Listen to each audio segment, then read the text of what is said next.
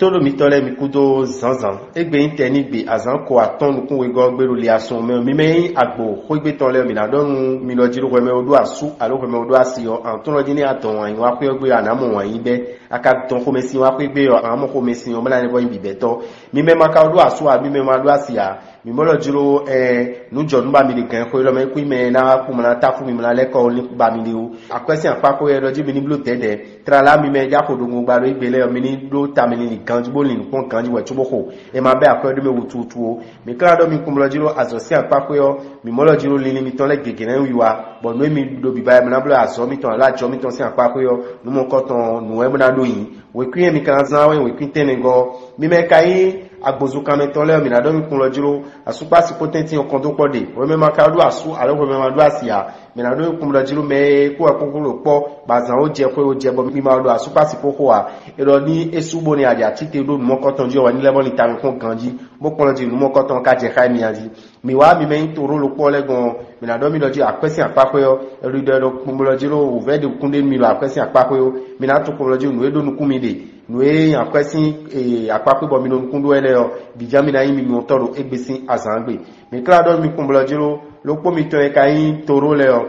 la mena lo kan si apako yo mi mo lo ji mi na lu kan jiro agbazame aso si apako de suo mi na do mi lo jiro le mi tore gege na wiwa bo no ele mi de no e ba mi de o mi na mo ko ton gege yiro egbesi azangbe we kwi mi na zanwe we kwi apotan fun we go mi me kai we ro bule yo mi na do mi kumbulo di planet yo venu so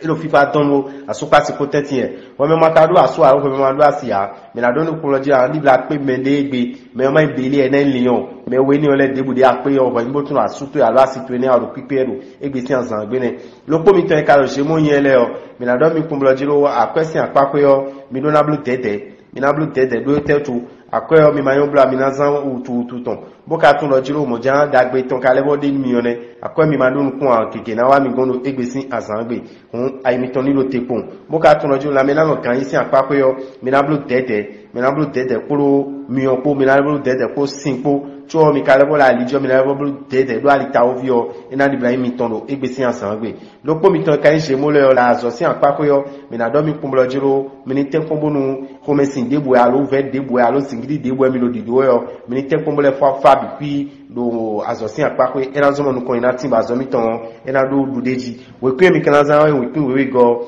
mi me kai akasale o mi na do mi kumlo jiro ko me sin debo la super si potenti an o me makado aso aro me mado asia ani tu kumlo jiro planet yo venu so eja wa dagbe mo ko ton we ti o mi na do ni lo jiro akwesi apako yo planet yo lo Jupiter planet mo ko ton ero di do kumlo jiro eni blo dede no akwesi zan ni wo me de ba ja zan akwe de ala aja honde o ni blo dede no e kana ebo nu be na le adonwe do no lo yon time no lo no blo li me o era itoni lo tenu arin di akwe ton la mena o kan isi apako yo mi na do nu ko me yin cancer kumlo jiro ani tu kumlo jiro egbesi azangbe o nduru du o era su kono pede do anamolo jiro emi babna blo plaisir mi de utuo ewezo we na dunu ze ko iwa ni blo dede lo po mi tan kan cancer le o azosi apako yo mi molo jiro du de jina tin mi bo ni mi ton le kekene wiwa we kwe mi kana zan we kan foton tun lo pogo we me kan kini yo mi na do nu kumlo jiro ani tun lo jiro egbesi azangbe yo asupa si ko sin apako yo kon do po de awa jijede FIFA de we me makado aso ahwe ma do asi ami na do no yoju lo po je na lebo yin yo ne ani ba pe me na ya sunu alo asi nu yo egbesi azangbe e kan lo jiro me de adonu do e o ani ho ikunbanle ani ho hwele ani ho nu ekoyin glisi apako le debo ero we ni tami kun kan jibo pon lo jiro akado bezon mo ko tonton gan ko le me de cho jade akwe mo ko tonton aji me kan ni yo le mi na mo lo jiro gbadanu amlo mi kuna ya mo amlo do mi kan do mi me ni yo le lo jiro azosin apako de mi na blogun azomiton na titegbon de mi na blogun talagbe na tin mi na azomiton kon esin lini emido we kwe mi kan zawan we kwe aizengo mi me yin yonu da lo ji ile o mi na do mi pum loju ko me ma do aso alo ko me ma do ase an tun je gbe esin asangbe o nu mo ko ton ikun so lin menu wewo oro an esin apako ewo ti o ko me ka do aso alo ko me do ase o mi na do mi pum lojiro mi ni tun lojiro awa jije de kon to podo mi me wole tetin ti o ko me ka sun bo ifi ejo amayon blo am lojiro ai to bi kwina ro ko hota mo na yon de wuji ya kablo tedero egbesi azangbe lo po mi to e kalu fi esin yele mi na do mi kun lojiro akwesi apako yo fine mi na lebo wa tederi town do mi na tun lojiro ni nde sade yo e ma to akwe no jigbo ne blogbe aja abuja bo akwesi akpako yo lo ni blo dede bo ma doju dandan le na mo we tumna blo nu mo koton o e kai na me na organize akpako yo doju ndudu mi na dube na nyonu mi egbe yo ndudu e me ma inde ma ni o salade ni o le o ndudu mo koton le o enyonu mi tí ó sin omi carbonu sin gegero egbe sin azangbe loko mi to vierge le o mi na do mi kumlo jiro azo sin akpako yo mi ni tun kumlo jiro ni mi le nde bubo jablo azo sin akpako yo nu mo koton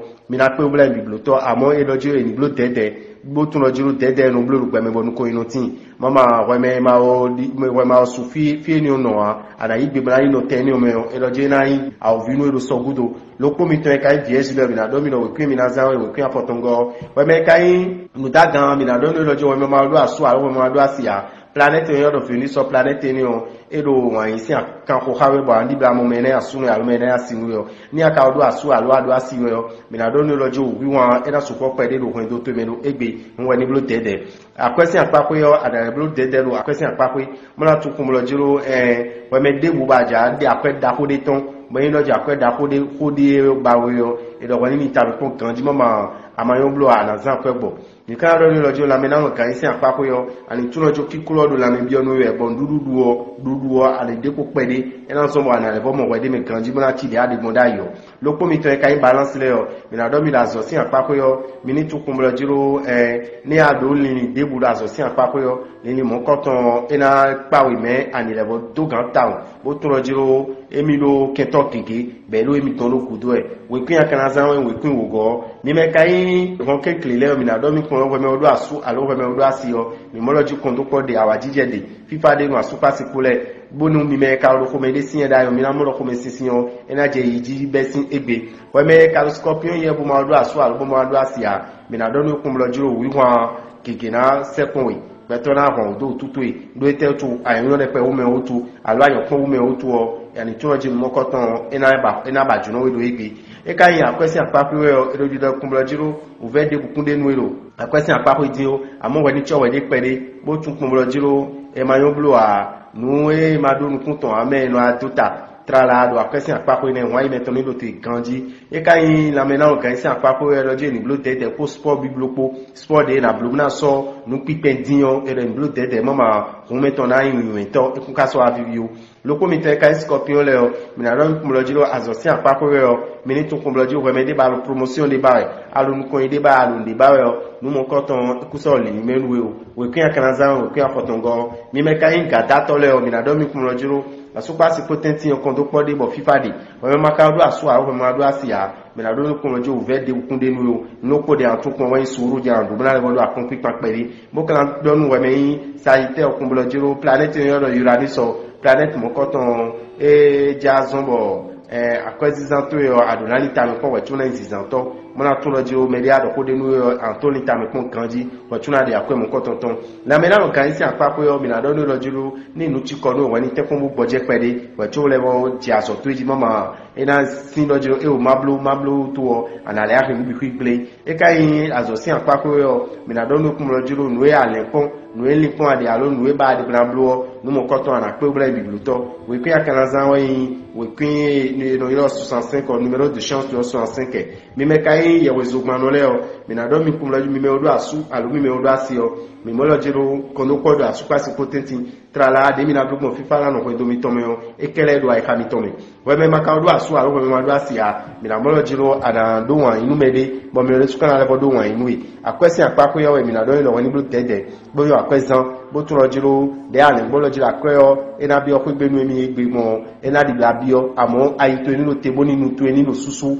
mama ko di do wala ena so bo dagbe da jawo ninu dagbe mo ko to ena le wa leko kan lo jiro la mena o kan isi apapo yo ali tun lo jiro nlopo de mi na do nu yo en lo jiro weso ndudu to yo anije dide poji mama kiklo ero posu edin e kan kaso anyun agbaza to e mona anyun gwadi sugbeto lopo mi to kan Capricorn le o mi na do mi la question apapo yo mi ni tun kun lo jiro 2000 mona blue nu keke mona ton keke ado azo mi ton kan ala jo mi ton kan ero ni mo ko ton ni dagbe bo ni dagbe na lebo tin mi lo apa ni we pe mi kan zan we kristian we go mi me kai 50 ton le o mi na do mi kun lo jiro mi ni tun lo jiro asupa se potenti o fifa de kondo ko de chua sumi ton kana ebo mo loji mi kunso do wan inu mi edin alo simi ton na mo loji mi kunso ya ke nu mi edin o mo mi ni wole to gan pe de godan we me ka o ma do aso a we ma do asia me na do kun blojiro en kun lojiro wan yin akwezi zan wan yin o mama no me a be akwedo yon de me alo a be akwedo sun de me bo e kun ka so na le dagbo ni do so gudo wan itu ni do te taw